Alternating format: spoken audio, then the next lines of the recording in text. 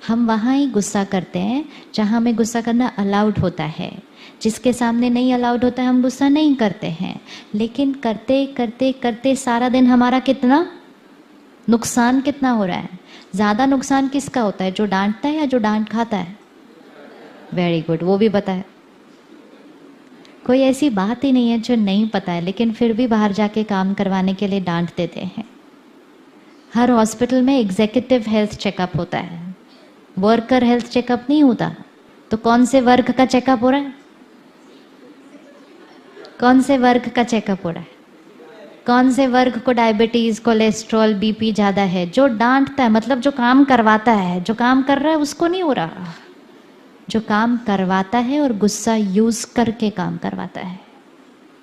एक चीज़ को हटा लो, आपकी ऑर्गेनाइजेशन की प्रोडक्टिविटी बढ़ जाएगी। Most important, the energy field of the office should change. Office में एंटर भी करना हो तो वहीं लिख दो, you are entering a no anger zone. मतलब जो क्लाइंट आए, जो कोई भी आए बाहर वाला, उसको भी अलाउड नहीं है। मंदिर कैसे बनते हैं? मंदिर कैसे बनते हैं? मंदिर में जाके क्यों लोगों को अच्छा लगता है? क्योंकि वहाँ की एनर्जी फील्ड। अब सोचो, अगर 8 घंटे मंदिर में ही बैठ के काम करना हो तो इमोशनल हेल्थ तो अपने आप अच्छी हो जाएगी। तो फिर ऑफिस को क्या बना देंगे? 2 चीज़ें ऑफिस से हट जानी चाहिए, एक एंगर एंड दूसरा गॉसिप। एनर्जी डिप्लीटर्स जो हैं बहुत बड़े, और जो विजिबल है, देखो एक जैसे इनसिक्योरिटी है, ये तो अंदर है, लेकिन एंगर दिखता है, गॉसिप भी दिखता है। जो 2 चीज़ें बाहर दिखती हैं बिहेवियर में, इसको बैन कर दो कि this is a no anger zone, this is a no gossip zone. एक दूसरे को जाकर तीसरे की बात करता है। जो सुना रहा है उसकी एनर्जी घटती है, जो सुन रहा है उसकी एनर्जी घटती है। दोनों मिलकर जिसके बारे में बात कर रहे हैं उसकी एनर्जी घटती है, और पूरे ऑफिस के अंदर वो वाइब्रेशन रेडिएट कर जाती है।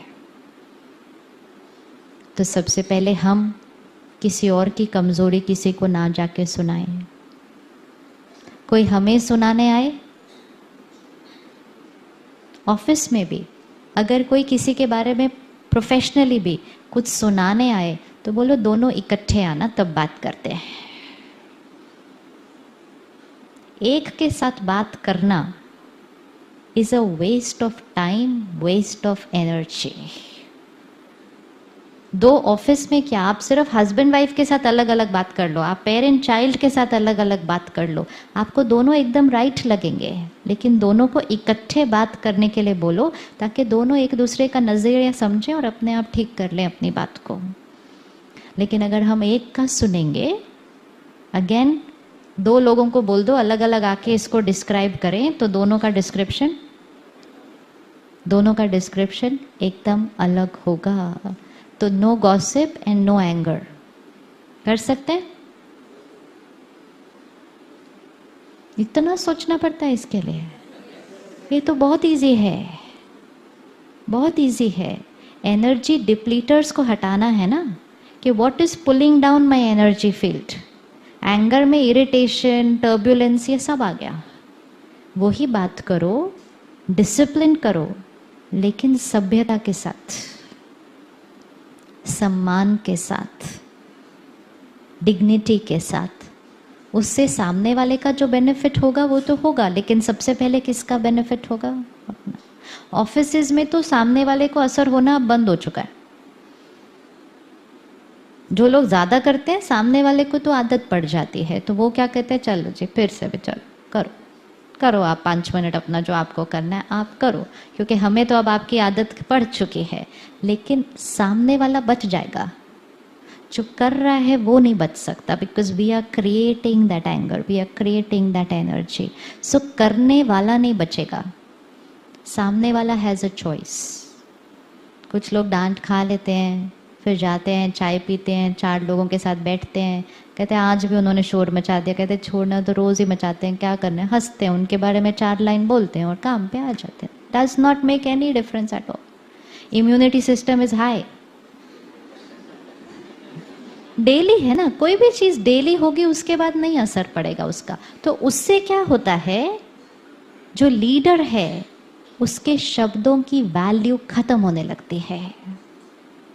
एक पेरेंट भी अगर रोज डांट रहा है, क्रिटिसाइज कर रहा है, बच्चों के ऊपर उसका प्रभाव खत्म हो जाता है, क्योंकि शब्दों की वैल्यू ही खत्म हो गई, क्योंकि शब्दों का अब सामने वाले के ऊपर असर होना कम हो गया।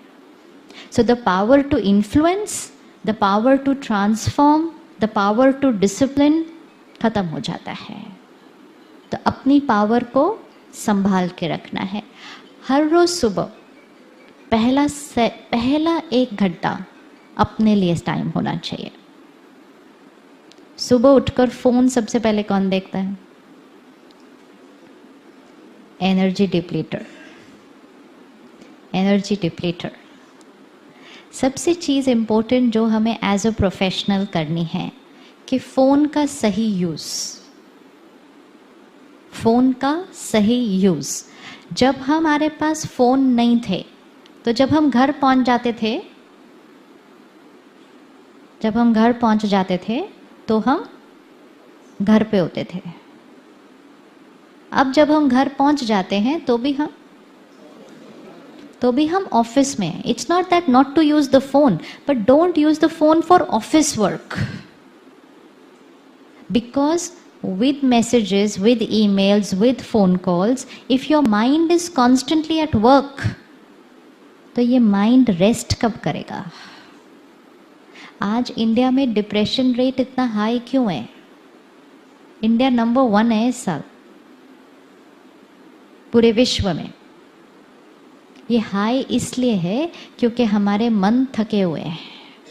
We are tired minds. Tired mind means battery. तो एक कट ऑफ टाइम अपने लिए शाम को रखिए।